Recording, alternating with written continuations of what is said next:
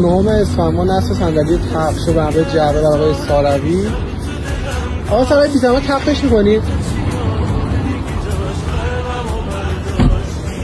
مرسی. بعد برمیگرده سر جاش. جعبتون رو بهشون میدید بی زحمت. مرسی. بعد برش نظرتون چیه؟ ممنونه به همکارمونم پیشنهاد که بیان اینجا صندلی هستن. سمت چشمای خودت قبلم و ترکوندی، یادت 100 تا ترانه با چشات ساختی، اومدم قصه بشم قافیه و باختی.